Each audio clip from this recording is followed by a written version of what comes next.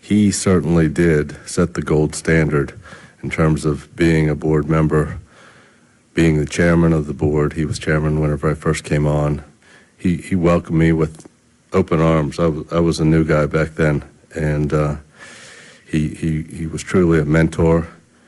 He probably is and is the fairest-minded person I've ever dealt with.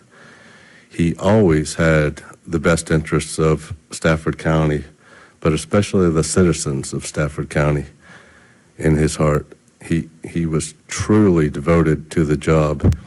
He didn't like people who called him a politician. He detested that term. He always wanted to be known as a public servant. And while he didn't have a degree from a university, I could think of no one better to be able to be a professor at a college or even high school and teach a course in public service, because he was truly the embodiment of that term. And he did it in such a way that everyone felt comfortable around him. He didn't talk down to people. He could relate to anyone who came here. And that was significant, I thought. No matter where you came from, it didn't make any difference to Ferris. He treated everyone the same. He was, like I said, he helped me adjust it on my first term, but he did better than that. He kept the board together as a whole. He was able to force us basically to work together despite our differences. It didn't get personal. We sometimes had different decisions, and didn't agree, but yet we always left on a good note, it seemed like. And one thing that a lot of people don't know about Ferris, and I can still remember, and I thought it was a little unusual at the time, but after the meeting, he always wanted to go, and so the rest of us would tag along because he was the leader. So we'd always go over to the now closed McDonald's here on Courthouse Road and get some ice cream. And no matter what time of night it was, it seemed like we would always stop by there before we went home and settled out any differences we had for the day.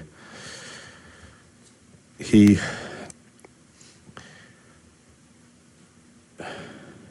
someone who I will never forget, and I'll always miss him. Ferris Belman, whose picture is draped in black to your left, served on this board from 1984 until 2001. He was the only at-large supervisor in Stafford County. He represented all of Stafford. Most of us, all of us, besides him, are representing an area of Stafford. He also was chairman. He was president of the Virginia Association of Counties. Not an easy feat, especially for a county that was a little smaller just 10 or 20 years ago. Before he served on this board, he served on the Fredericksburg City Council. Another unique thing about Mr. Belman. He served there from 68 until 80, and then again from 82 until 83.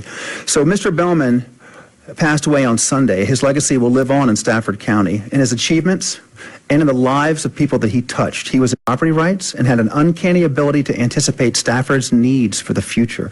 Among his many accomplishments are the Lake Mooney Reservoir, attracting Geico and its many jobs in Stafford County, building the airport and the new interchange at Centerport, approving Celebrate Virginia, obtaining the property for the eventual University of Mary Washington Stafford campus that we now have, acquiring Government Island and Accokeek Furnace, the construction of the government center in which we sit, and the regional adult and juvenile detention centers.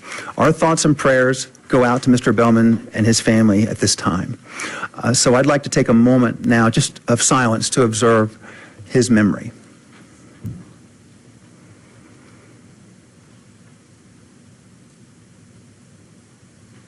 Thank you.